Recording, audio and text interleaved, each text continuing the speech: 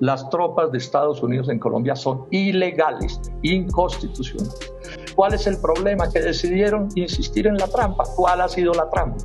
Que les funcionó hasta que la Corte les paró el macho en las bases de guerra. ¿Cuál era la trampa? No tramitaban una ley y entonces, como no era una ley, la Corte Constitucional no la podía revisar.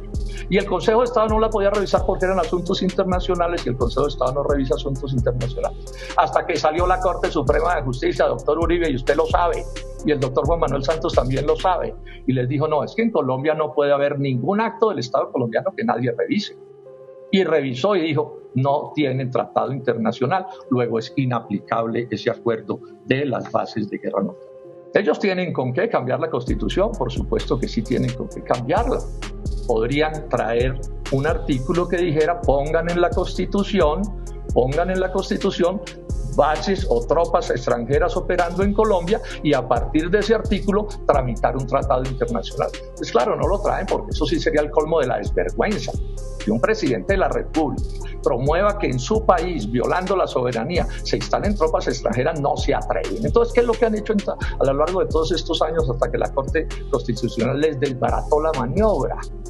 ¿Cuál era el truco anterior?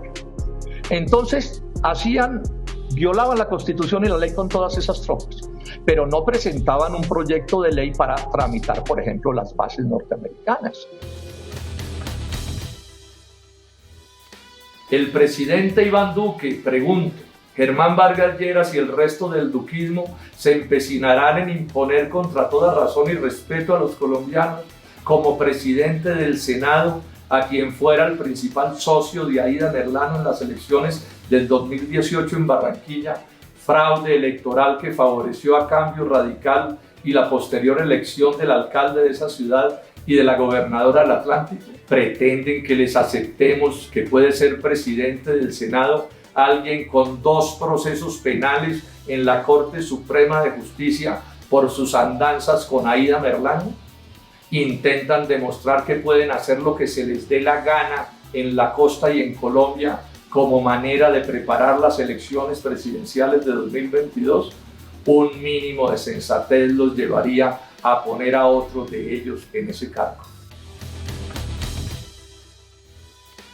El Polo se la jugó con toda dedicación como nos la hemos jugado. Primero en la candidatura de Claudia López, jugamos un papel clave para que triunfara. Pensamos que lo está haciendo muy bien en general como alcaldesa, pero háblenos en general del plan de desarrollo, una primera aproximación. El plan de desarrollo que radicó Claudia López y que fue mejorado en los debates que realizamos en el Consejo de Bogotá, en términos generales, senador Robledo, cambia profundamente aspectos sustanciales del modelo de ciudad que se ha impuesto en los últimos años en Bogotá. Un modelo de ciudad que ha sido inequitativo, que ha convertido a Bogotá en una de las capitales más desiguales de América Latina, y esto yo creo que es un primer acierto del plan de desarrollo que reconoce la profunda desigualdad que existe en Bogotá y considera que ese es el principal problema de la capital de la República. Partiendo de esto, el plan plantea una serie de políticas para reducir esa igualdad, para generar mayor equidad tanto en la distribución de ingresos que hay en la ciudad como también en la igualdad entre ciertos sectores poblacionales como la igualdad entre hombres y mujeres, y plantea cosas que modifican sustancialmente el modelo peñalosista. Protege el patrimonio público, no solo porque no plantea la privatización de las empresas públicas, sino que plantea su fortalecimiento. Es más, crea nuevas empresas públicas como el Operador Público para el Sistema de Transmilenio y el SITP. Establece una nueva política social, una política económica que reivindica la industria, que reivindica la producción agrícola, cosa que antes no sucedía en los planes de desarrollo, y enfatiza la idea en que el distrito debe actuar para garantizar los derechos de los bogotanos y de las bogotanas, partiendo de la realidad crítica en la que nos encontramos en este momento por la pandemia. En términos generales, concluimos desde el Polo que el plan es muy positivo, que avanza en garantizar los principios democráticos y los derechos básicos de la población. Tuvimos nuestras reservas frente a algunos puntos que votamos en contra. Algunos de los artículos no fueron aprobados por el Consejo, algunos otros sí fueron aprobados, pero manifestamos que no estábamos de acuerdo. Pero en términos generales, senador Robledo, este es un plan de desarrollo que avanza positivamente para cambiar el modelo de ciudad imperante en la capital de la República. Yo les llamo la atención a todos los congresistas que ustedes representan intereses locales. O sea, esta reforma está cambiando la correlación de fuerzas y el poder en las CAR. La autonomía es clave en los asuntos del medio ambiente y este proyecto le quita a algo que la Constitución le dio a las regiones, que fue este poder para definir los asuntos de las CAR. O sea, este proyecto nacionaliza, para ponerlo en esos términos, las CAR, que son instrumentos regionales, por definición, eso es lo que son, poder local. Entonces, y probablemente sea el único poder local que todavía no controla el gobierno, porque pues a los alcaldes y los gobernadores, pues con el cuento de que vengan a Bogotá a suplicar un centavo, pues los tienen súper arrodillados.